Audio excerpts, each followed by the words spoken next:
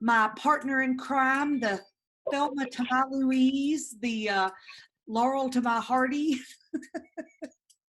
The Bonnie to your Clyde. That's it.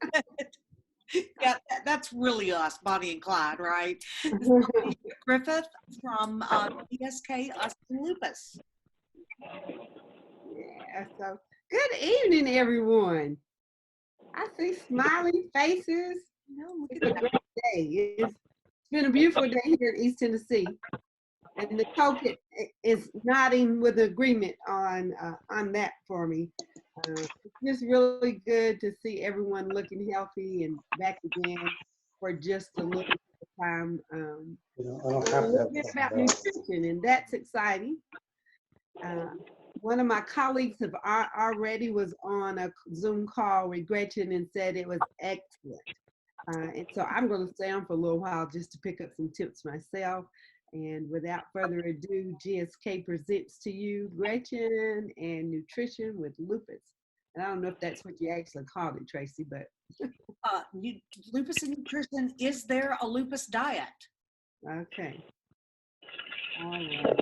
All right, Gretchen, if you want to tell everybody just a little bit about yourself. We forwarded out your bio, but I'm sure that missed some things. Hi, absolutely. Well, first off, thank you so much for having me today. I really appreciate being a part of your Zoom. It's really wonderful. I'm really passionate about the power of nutrition when it comes to autoimmune disease. There's so much that we can do, and I hope to share with you more than a little bit about it over the next 2 Tuesdays. So a little bit about me. My name is Gretchen Spetz, and I'm a registered dietitian nutritionist. I've been a dietitian now for about 10 years. I spent the majority of my practice doing outpatient nutrition therapy at the Cleveland Clinic and at university hospitals. And I actually worked with patients who had autoimmune disease throughout both of my times at the Cleveland Clinic and university hospitals. When I was working, my last in-hospital job was at university hospitals, and I spent a lot of time in the rheumatology clinic, so got to know the docs over there, and it was really exciting because I started referring a lot of patients, especially a lot of patients with lupus my way, and also rheumatoid arthritis and other things, but there's a lot to talk about when it comes to the power of food. Just a little fun facts about me. So I have my master's in public health nutrition from Case Western Reserve University. I have autoimmune disease in my family, so this is another thing that is super important to me. My dad has ulcerative colitis, so autoimmune health, something I'm always talking about with my family, and we're talking about sugar, and we're talking about limiting gluten and all that good stuff that I'll share with you today. This is a great group. I think we have a very, wait, I'm gonna get switch here from my views. We have a great group for conversation. So my presentation is gonna take about 25-30 minutes, and I'd love to hear what questions you have. So feel free. I think the best way to probably do this is to use the chat box down below. So if you have a question, even mid-presentation, go ahead and put it in the chat box. I'm not going to look at those questions till the very end because I'll get distracted and then I'll go off on some tangent and we'll be, eons away from the slide we were supposed to be talking about. But I'll hit them all at the end. We'll talk about them all until we run out of time. So anything else, Tracy, before we get started?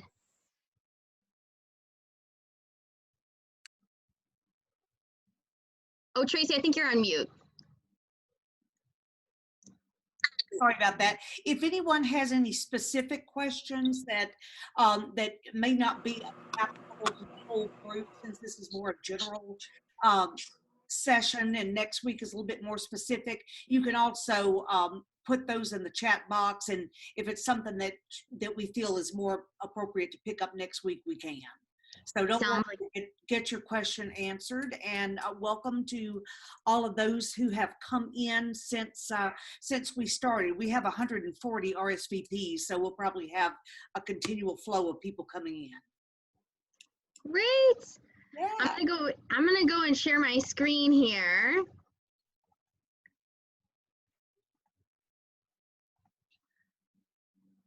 And if you can't see this, let me know.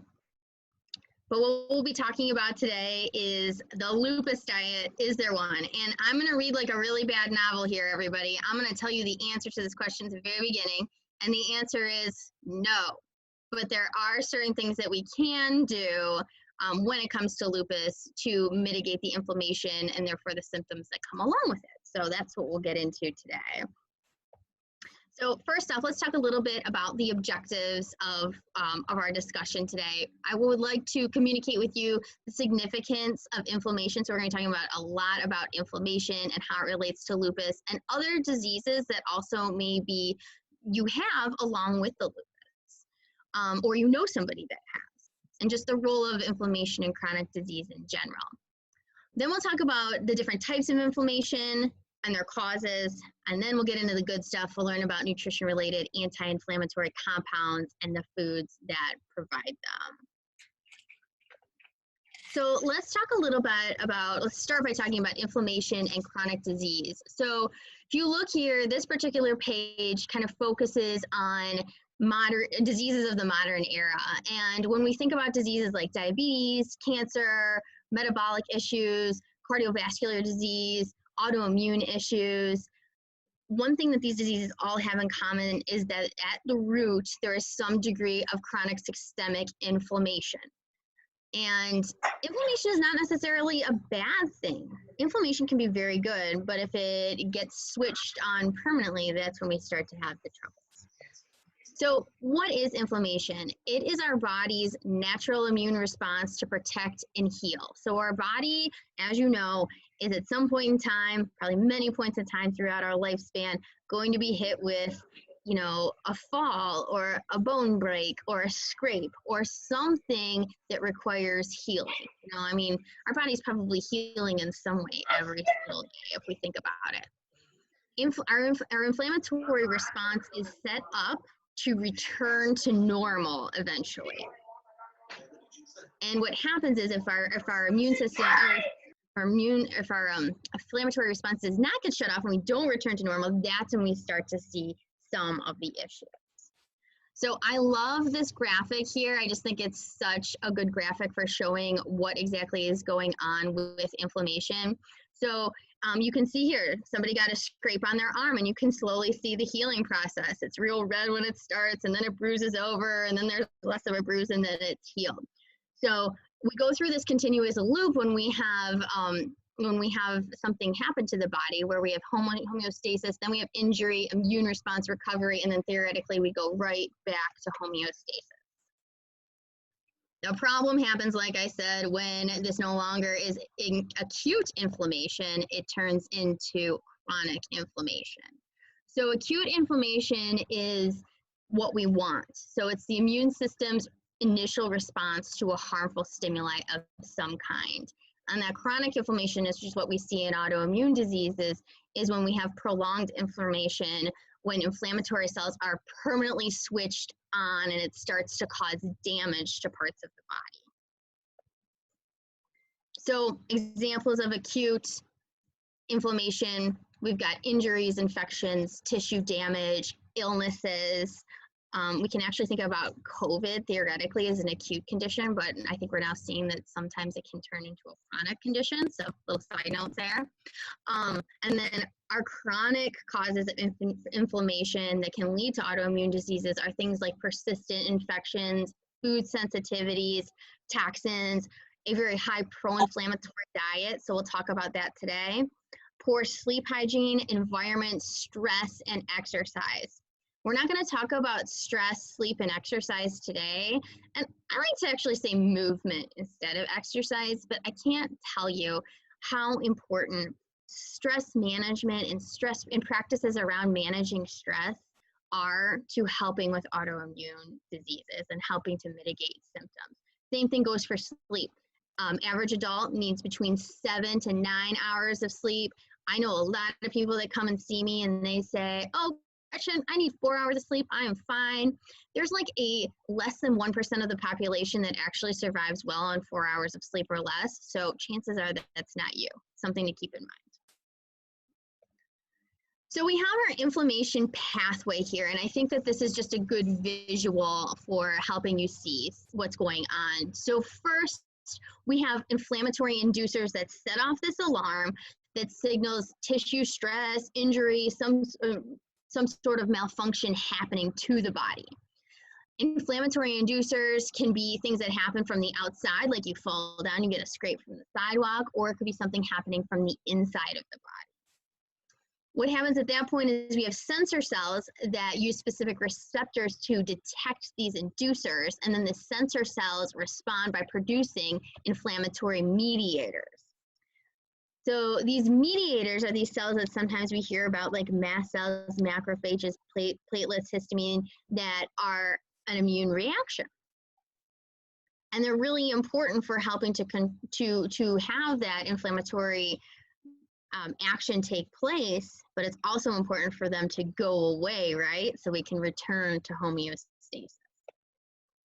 When it comes to lupus specifically, it's hard to, we do have lab tests, I'll get into that a little bit, but you know, at the beginning before you're even diagnosed, it's hard to really know that this inflammation, this chronic inflammation is happening, but there are definitely some symptoms that you may feel are increasing throughout your life before you even get diagnosed.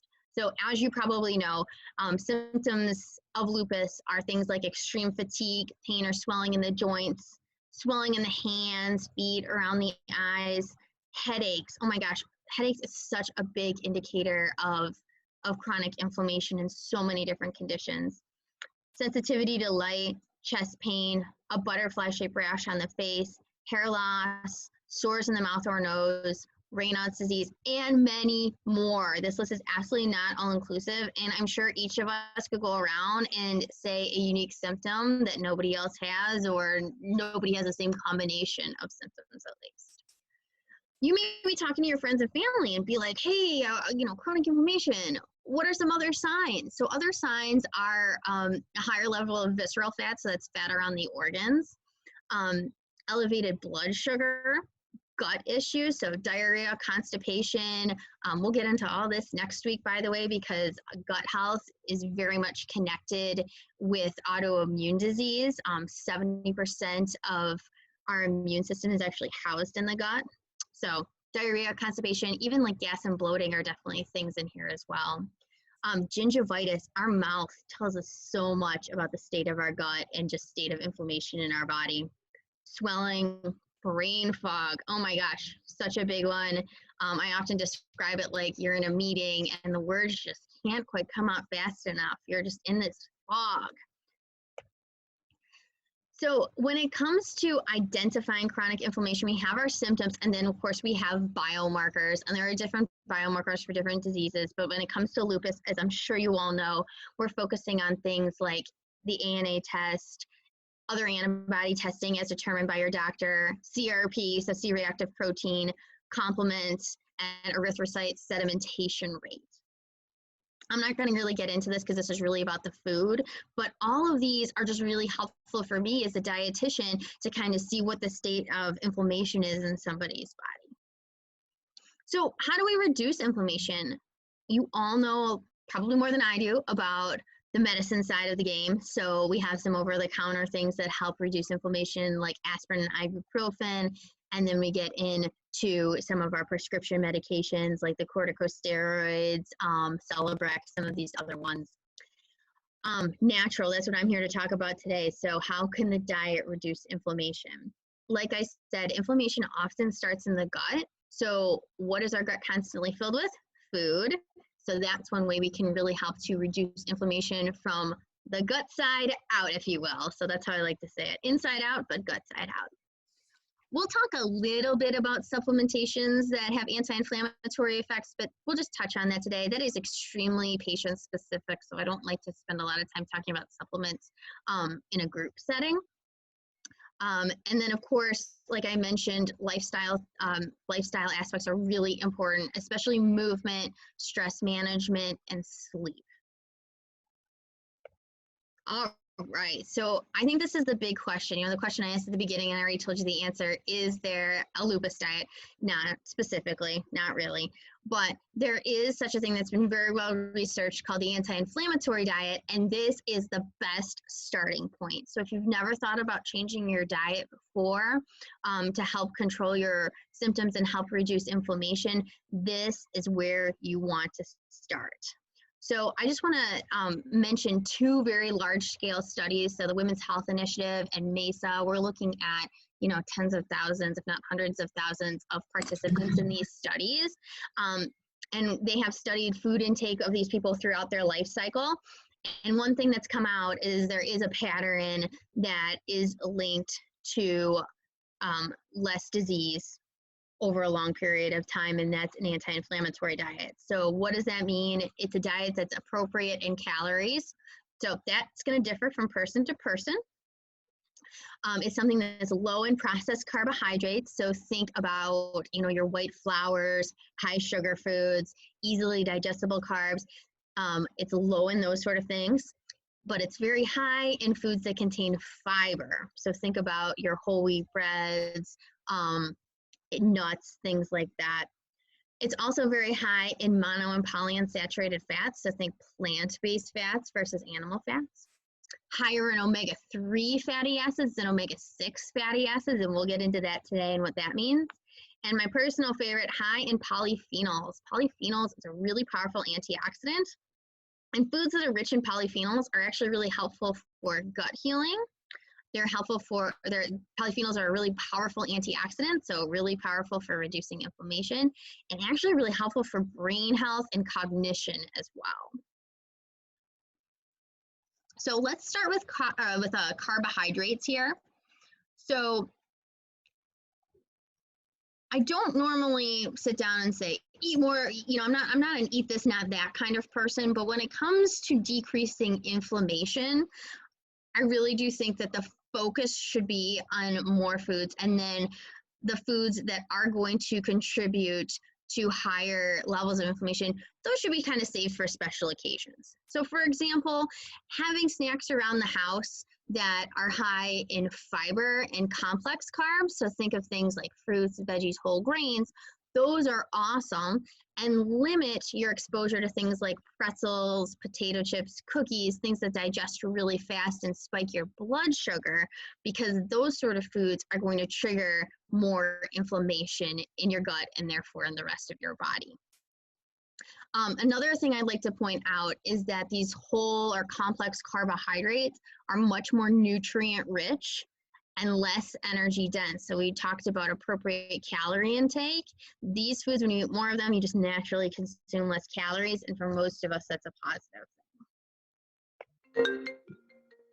Fiber is my absolute favorite. Fiber is like our dream, our super helper, I guess we could say. So it does some really important things here. Number one, it helps our body clear toxins. It's very important for helping the liver do its job to clear toxins, especially cruciferous vegetables. So think about cauliflower, broccoli, arugula, Brussels sprouts, things like that.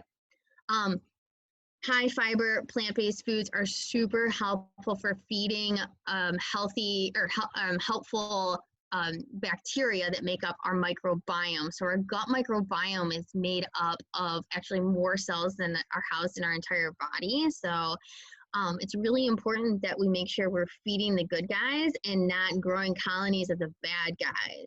So bad gut bacteria lives on sugar, so we want to be reducing that. Good gut bacteria lives on fiber. So what else does fiber do? Fiber does so much. I often call it nature's broom. It helps us stay nice and regular, and it also sweeps everything out of the digestive tract throughout the day as we're eating it. It can also help lower cholesterol. It helps stabilizes blood sugar. So many great things happening here. So where do we find fiber? Like I said, plant foods, fruits, veggies, whole grains, also beans and legumes, nuts and seeds. Let's talk about fats. So who remembers like the 80s and 90s when fat was bad and we avoided fat? Let me see a show of hands. Anyone remember those days? Oh yeah. And we just didn't eat any fat, but unfortunately the food companies just had us eating more sugar. good old snack wells, right? What we've come to learn is that fat is actually really helpful for reducing inflammation as long as we're getting the right kinds of fats. So mono and polyunsaturated fats are our plant-based fats. And these can be really helpful for doing things like lowering LDL cholesterol, reducing the risk of heart disease, and they provide essential vitamins like vitamin E that are very powerful antioxidants. So we're talking about things like olives, avocados, nuts, seeds, ground flax seed, chia seeds. Those are two of my favorites. And fatty fish like salmon, salmon, sardines, lots of other options. We'll talk about that in a little bit when we get into omega-3s as well. People always ask me what are my favorite oils to cook with. My favorite anti-inflammatory oils are extra virgin olive oil, grapeseed oil, and avocado oil. And then we have our bad fats. And these are saturated fats and trans fats that come from animal proteins typically. It's not that you can't ever have these. I don't want you to necessarily feel that way, but you really should try and limit your exposure to these things. Also, because a lot of these saturated fats, you don't see trans fats as much, but the saturated fats typically come along with some sort of easily digestible carbohydrates. So think like fried dough products or bakery products or French fries, something like that, fried potato products. All right, omega-3s and omega-6s. The standard American diet, which is often referred to as SAD, has way more omega-6, which is our pro-inflammatory fatty acid, than omega-3, which is our anti-inflammatory fatty acid. We want to flip this ratio if we want to reduce inflammation in the body. So we want, instead of there being like a 1-to-20 ratio of omega-3 to omega-6, we want more like a 1-to-4 ratio. So we're working on drastically reducing the omega-6 intake in our diets and increasing the omega-3 so we get this ratio. So what are some easy ways to make this happen? Well, first of all, you want to consume, obviously, foods that are rich in omega-3s. So we're talking about fatty fish like salmon, mackerel, my personal favorite, sardines. I think they're just the quickest and honestly not too gross. So sardines can be great. Tuna, so wild caught tuna. When you're talking about fish, trying to pick wild caught will actually reduce the amount of mercury and toxins you're exposed to. So that's a positive thing. And trying to get about 2 3 to 4 ounce servings of omega-3 rich fish per week is a good goal if you like fish. If you don't like fish, you know what? There are other things we can do. We can always take an omega-3 supplement, or we can focus on some of the plant-based sources of omega-3s like chia seeds, flax seeds, and hemp seeds. Pro tip here, if you decide you want to add flax seeds to your smoothie or your oatmeal in the morning, yes, definitely do it, but make sure you are using ground flaxseed. Your body can't access the omega-3 in the flaxseed unless it's ground. There are some oils out there that are higher in omega-6 fatty acids, so that's our pro-inflammatory fatty acid. So corn, soybean oil, safflower oil, canola oil. That's why I don't recommend canola oil. So those are oils I would stay away from and focus on having in the kitchen. The extra virgin olive oil, avocado oil, and grapeseed oil.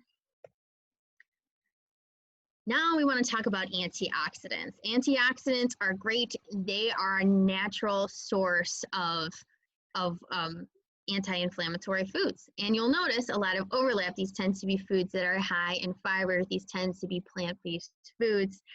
It's not important to memorize the names of these by any stretch, but just know consuming a lot of different colors of plant foods, and I'm sure you can see the color on this picture, is important. So if you find yourself rotating through green beans, broccoli, and cauliflower, and those are the only vegetables you eat, those are great vegetables, don't get me wrong, but you want to pick some stuff that maybe you're eating some more red or yellow vegetables and fruits. The more color you can get in, the more antioxidants you get, the less inflammation you have.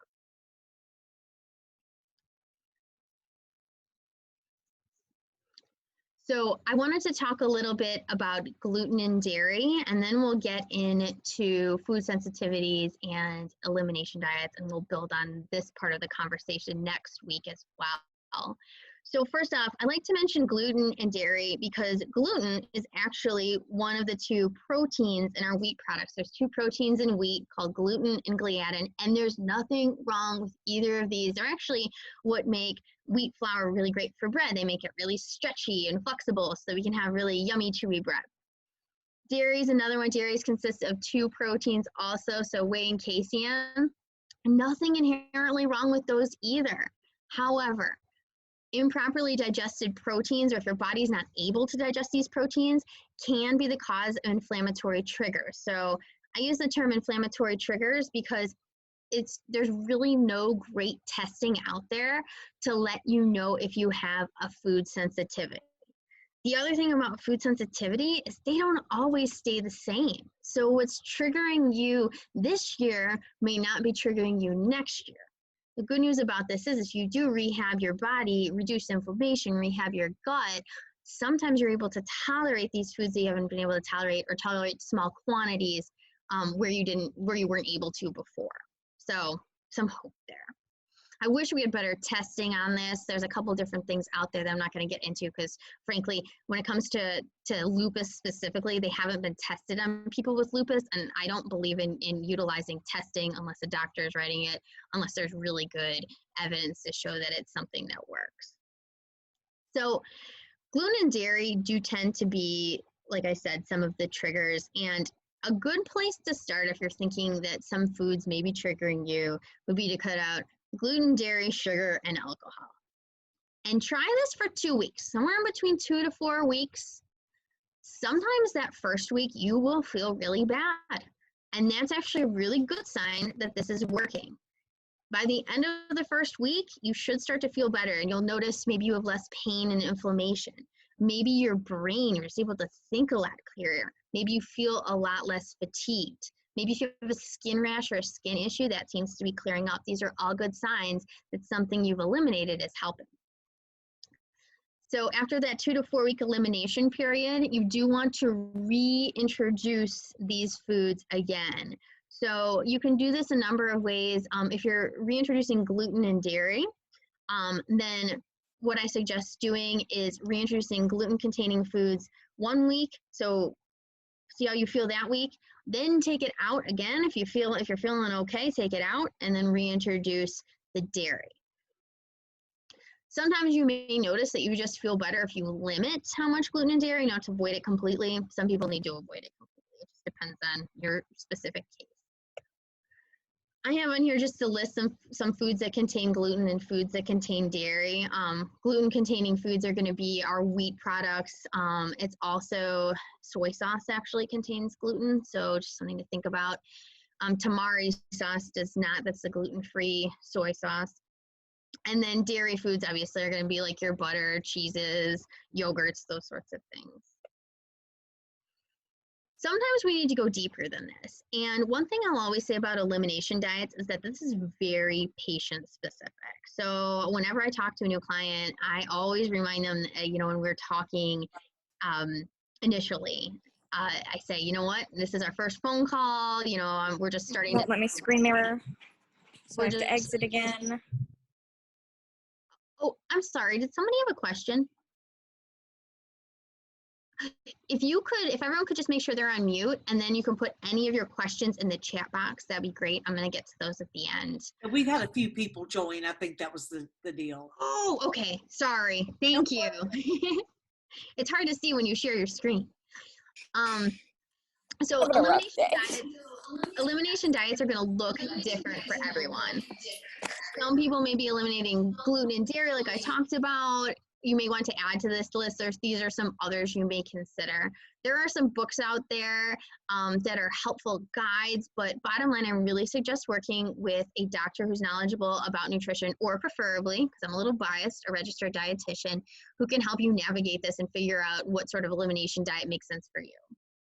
The whole point of an elimination diet, number one, figure out if you have any food triggers, decrease inflammation throughout your body, and then focus on good, healthy foods, because again, that's what's going to feed that good gut bacteria, reduce inflammation in the gut. So we're reducing inflammation from the gut side out.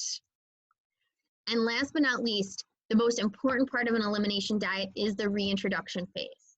Show of hands here. Anyone ever been on Whole30? Anyone? Any Whole30 peeps here? Or any diet where you've taken, or a paleo diet where you've taken stuff out? Okay. So one of the things where you can go wrong with these is you never bring anything back, and then on day 30 or day 60 or however long your plan is, what do? You go out and celebrate and you have pizza, right?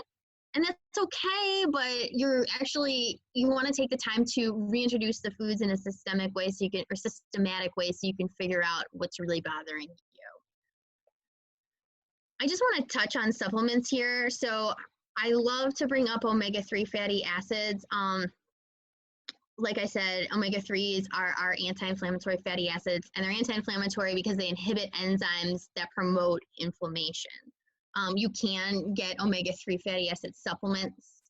I always recommend about 2,000 milligrams per day, but I would check with your doctor on that before you go out and buy anything.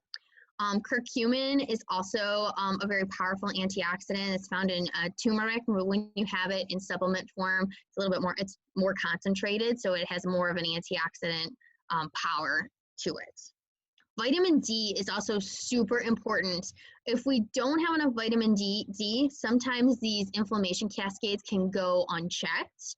So making sure your doctor's checking your vitamin D and keeping it within normal range is super important, and something that you can do to have an impact on your inflammation level. So I would suggest making sure that you're getting your vitamin D checked twice a year, encouraging your doctor to remember to put that on the lab list if your doctor doesn't put it on there. Although usually they do, they're getting so much better about it. So some practical stuff here. I know you've probably all seen something like this plate before, but bottom line with this plate, what you really want to focus on is filling half your plate with fruits and vegetables, but mostly vegetables. As a matter of fact, I encourage all vegetables at lunches and dinners. Using healthy oils, kind of treating oils like a condiment, but having the fat on the plate is also important. Whole grains, whether they're gluten-free or not, focusing on those whole grains or starchy vegetables that have good fiber. And then having some good healthy protein, like I was saying, fish twice a week would be awesome, but also things like poultry, beans, limiting your higher fat meat consumption is a good idea as well. Your portion size for protein should be about the size of the palm of your hand. And that varies for everyone too. So let's review a little bit here. So we have two types of inflammation. We have acute inflammation, and then we have that chronic inflammation that's associated with autoimmune diseases like lupus. There are lots of foods out there. Hopefully you can name at least 2 foods and some important compounds that they contain to help control inflammation. I'll tell you my 2 favorites. Omega-3 fatty acids, so yay salmon or sardines, if you're into those. And then also fiber-rich foods, so your fruits, veggies, whole grains, nuts and seeds, and legumes. And then something to think about, you don't have to necessarily name it right now, but think of 2 diet changes you can make that may have an impact on your inflammation. So think about your current habits. If you're maybe eating something that contains a lot of sugar regularly, reducing that can make a big difference. And then also thinking in terms of increasing in abundance. I sometimes think that's so much easier than taking stuff out, but thinking about increasing those plant-based foods can be really, really important.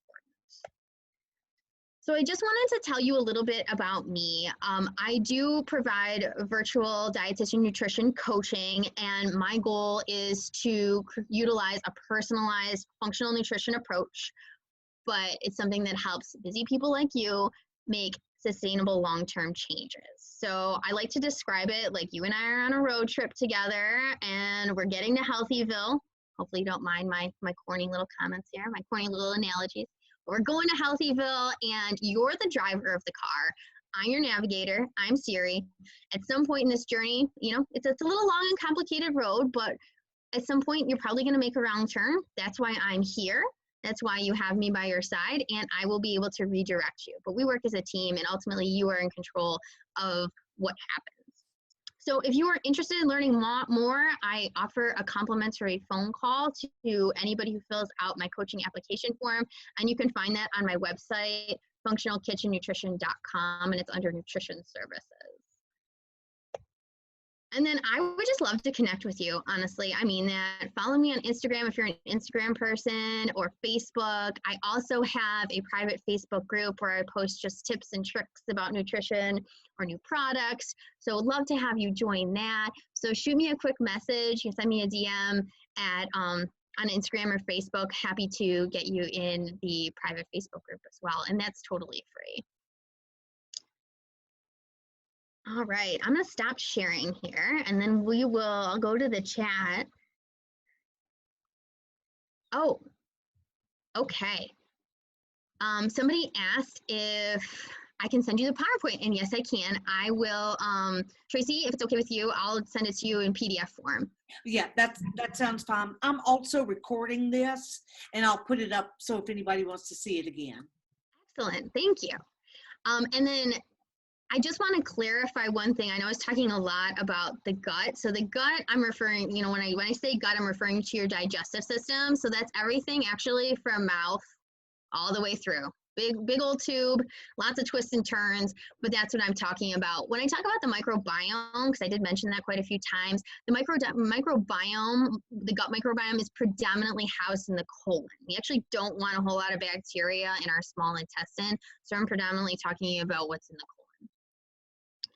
Anybody else have any questions? Just actually, you can take yourself off mute. We've got a small enough group here. I'm fine with that. Or put it in the chat box. Great question here. I've heard peppers can be inflammatory. Does that include bell peppers? So this is so interesting, and I'm glad you brought this up.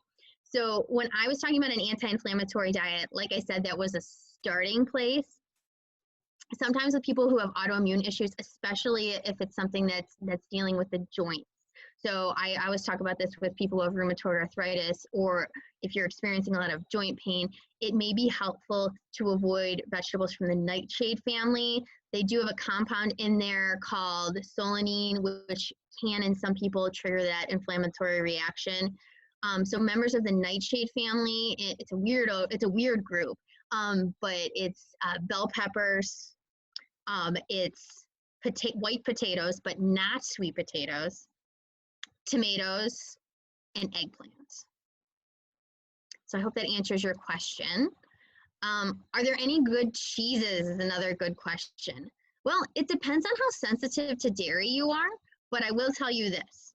Humans in general tend to tolerate and just digest goat milk products, so goat cheeses, much better than cow's milk cheese. So using more goat cheese, if you have that available to you, would be a fabulous option. Oh man, the questions are coming and I love them. Zenebia is asking if I can share thoughts about intermittent fasting and lupus and if that reduces inflammation.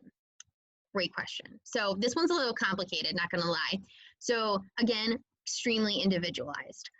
If somebody has a lot of stress in their life, so mental stress, emotional stress, physical stress due to work or illness. Oh, and just let me interrupt for 1 second. Does that include all colors of peppers? Yes, all colors of peppers. So red, yellow, green, everything. But you can still use black pepper as a seasoning. Sorry about that. So going back to intermittent fasting, if you have a lot of that stress, like I was mentioning in your life, doing like a 16-hour fast that you often hear about, so people will fast for 16 hours and then eat for 8 hours throughout the day, may not actually be such a great idea because that can spike cortisol levels. And if you're going through a lot of stress, you may not need more cortisol in your life. That actually may not be good for you. That said, I think, and the research shows, that making a point to fast for about 12, maybe even 14 hours overnight, depending on what you're doing, when you're exercising, when you wake up, what's comfortable for you. But fasting for about 12 hours, so I typically say from the end of dinner until breakfast the next morning, tends to make sense. That can be really helpful, again, for the gut. So it helps with our gut motility. It allows something called the migrating motor complex to go in and clean out the gut. A clean gut means less inflammation in the gut. Less inflammation in the gut means less inflammation in our bodies. There's also good research to show that intermittent fasting for at least 12 hours can help promote more insulin sensitivity. So if you have diabetes, prediabetes, or concerns about blood sugar, this may be something you would be interested in trying. And start with the 12.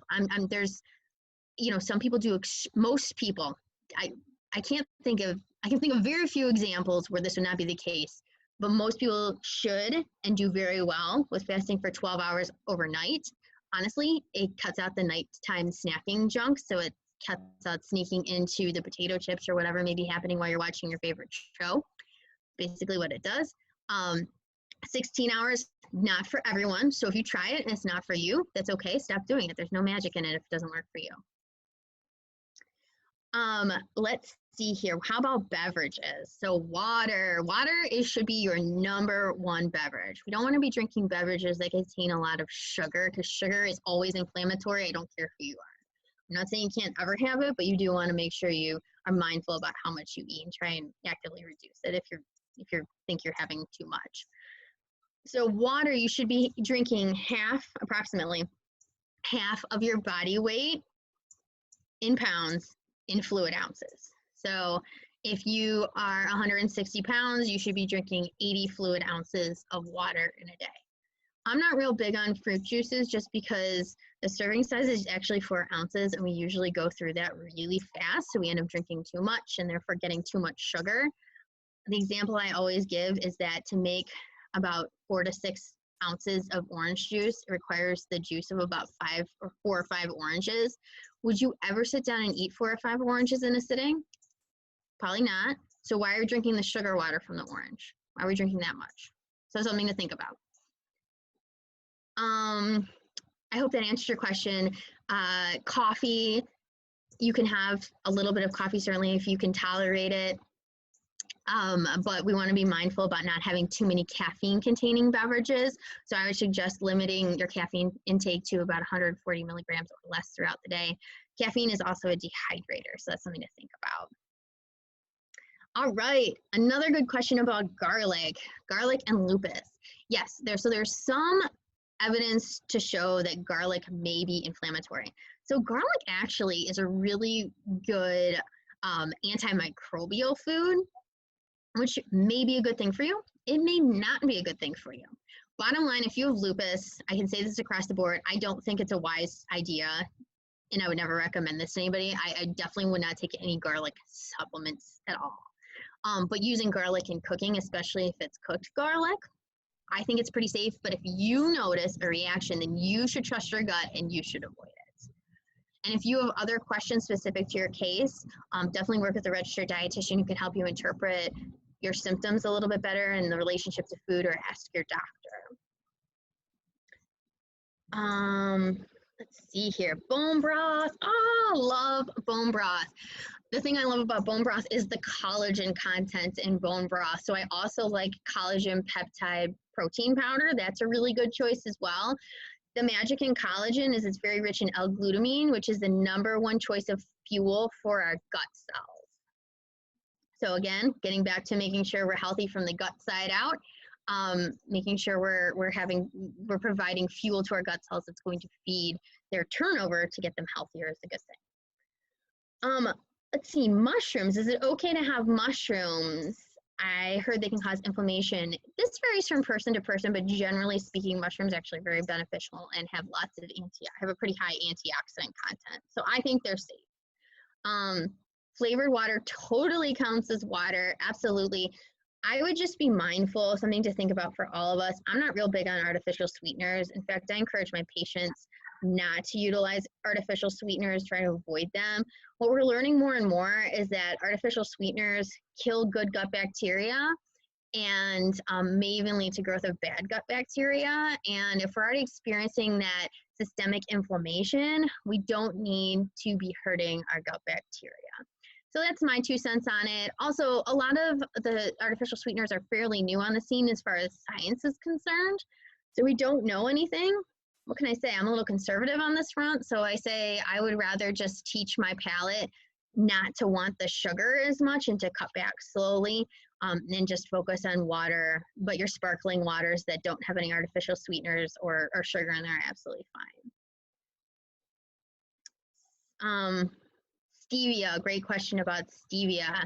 Does that include stevia? You know, stevia is relatively new on the scene. So the evidence that's out there so far is that it's the best of the bunch, but it's not like good. You know, it's not like adding a health benefit per se. So I would just suggest if you need to sweeten something and you are going to choose an artificial sweetener because you need to keep blood sugar controlled, which most of us in this group should if we're thinking about inflammation, then yeah, stevia or monk fruit would be your best choice, but really try and limit how much you use overall. I don't like Splenda. There's more and more negative evidence coming out against it. Same thing with asulfame potassium. You'll see asulfame K. And then, of course, the older ones like NutraSweet and stuff, I wouldn't choose those. We have Regina here asking about electrolytes. That is actually specific to you. So generally speaking, I wouldn't necessarily recommend electrolyte replacement, but your doctor may. It depends on your lab work. So I'm not going to comment on this just because it's super specific, but if you're concerned about that, talk with your physician. Guys, so many good questions. Thank you so much for being so engaged. Tracy, anything else we want to talk about? Yeah, I'm going to give you a plug to swoop in with some serving suggestions for sardines. Oh, well, you know, oh shoot, I usually have my sardine prop here, as Tracy knows, and I'm sitting farther away from the cabinet than I was the last time when Tracy saw me do this before, but they come in these cute little tins. I went to see if I had any and I'm out.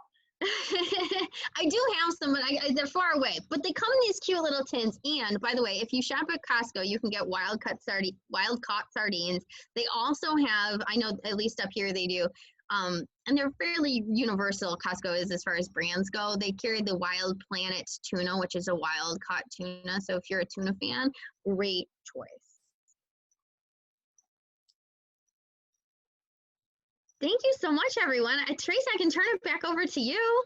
Yeah, you know, I think something that that probably everybody noted in the presentation is that the foods that show up on the healthy side are more colorful.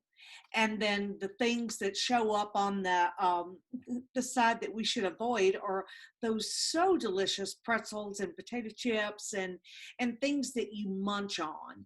So I know there's a concept of mindless munching that sometimes dietitians talk about, and it's just feeding something into your face because you're bored and out of that human need to multitask. But you know, Gretchen will have some suggestions for us on this. If you have a dehydrator, they've got some that are like $30 and it takes a little while to do it, but you can dry kale and pieces of cucumber, although that takes a really long time. And you can get the powder form of ranch dressing at the store, or like, you know, some kind of seasoning that you like. So you can make your own crunchy things. But when I start eating healthy, I find that I stop craving pretzels and I start craving like sliced up zucchini that I dip into something healthy. And you notice that avocado is very, very healthy. So if you think about guacamole and having avocado, tomatoes, onions, salt, pepper, and maybe just a scotch of olive oil, that becomes something really, really healthy if you're not eating it in a Mexican restaurant with a ton of those delicious chips. But that's something I really like to dip. Those little baby peppers that you get in the bag now that are red, yellow, and sometimes orange or purple, those are great to just cut in half because it gives you the sensation of having a chip.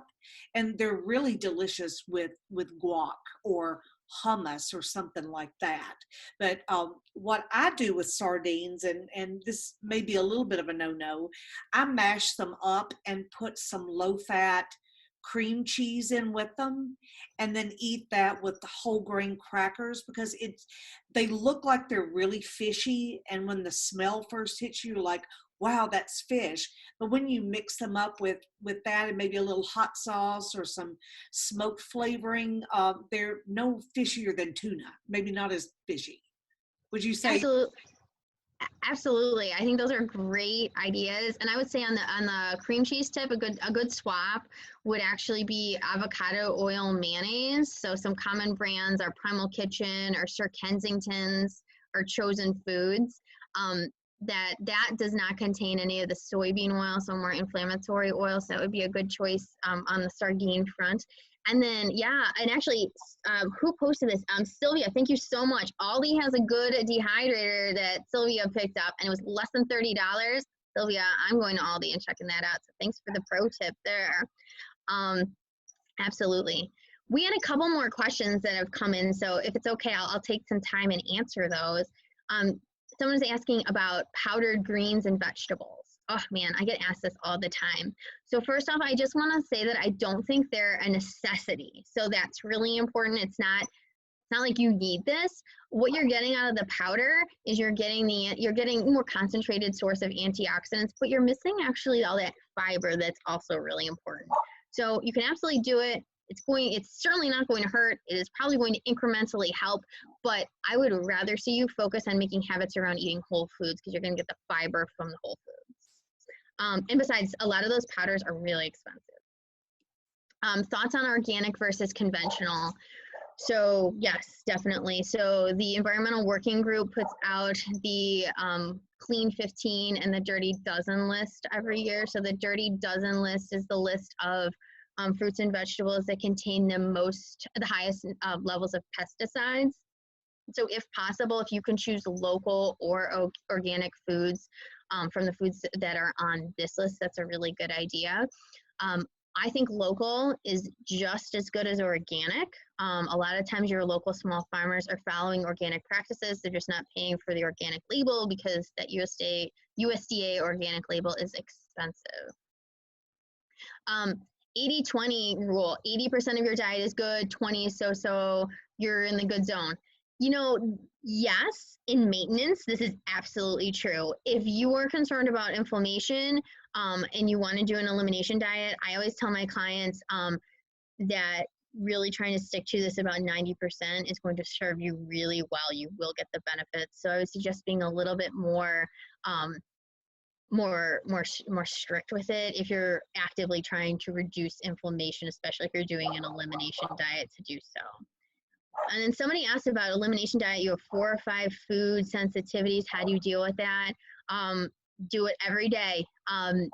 We work around it. We find substitutions. Part of my program, I have 3 phases to my program. So the first part is the elimination diet. The second part is reintroduction and continuing to work on gut health. And then the third part is sustainability. So, you know, this is very personalized. I work with you, your lifestyle, your food choices, your budget, the whole 9 yards, and we figure it out because it can work. Yeah, so many good foods. So lectins, I was hoping somebody would bring up lectins. So lectins are a particular compound in beans and in peanuts too.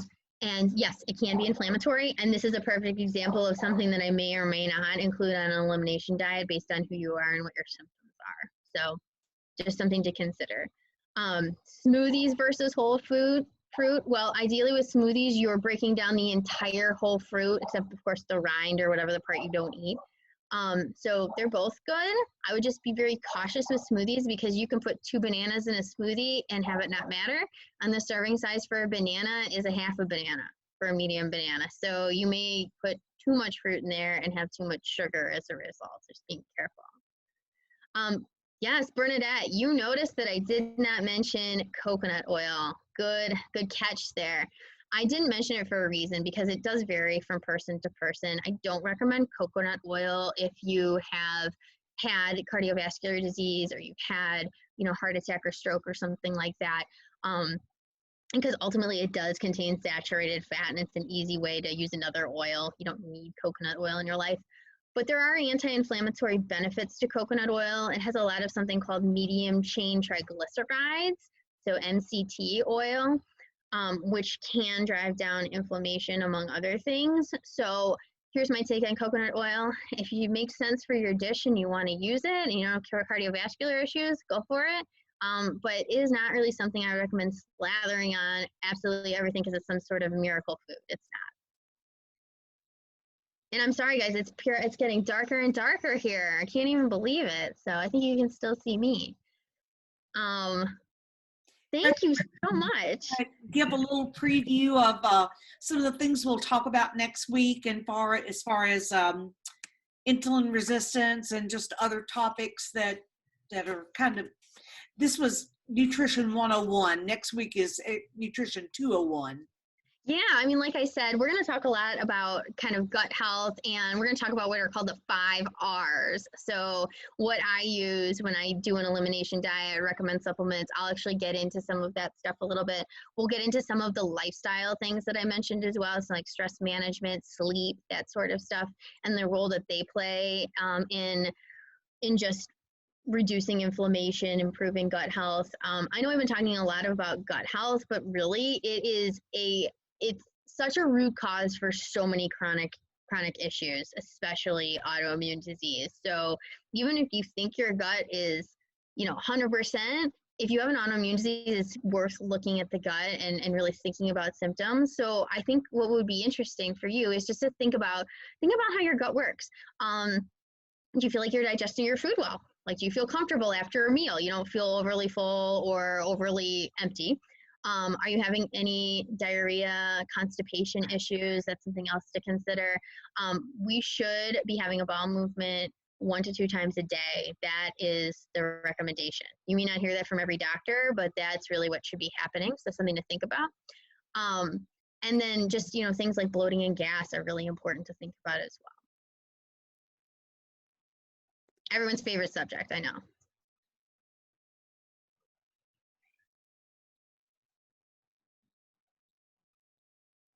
Oh, I got 2 more questions here. Apple cider vinegar, we will talk about that next week, actually. So I'm going to table that one. And then, do I recommend probiotics or fermented foods? Yes, I do all the time. And probiotic foods, it was probably on one of the slides and I just forgot to mention it, but probiotic foods are absolutely great. When I'm talking about probiotic foods, I'm talking about yogurt, kefir, also kimchi, kombucha, sauerkraut. One thing to keep in mind is you want your fermented foods to be refrigerated. So Vlasic sauerkraut doesn't count because it's shelf stable and they kill all the bacteria so it can sit on the shelf. So that is not a probiotic food. You want to pick what are likely to be the more local based ones that are in the refrigerated section at the grocery store. And your prebiotics are all those fibers I was talking about. So all your fiber rich food, that's a prebiotic. No supplements necessary there in most cases. It's not that I've never recommend a prebiotic fiber supplement because they can be helpful, but generally speaking, I say go food first.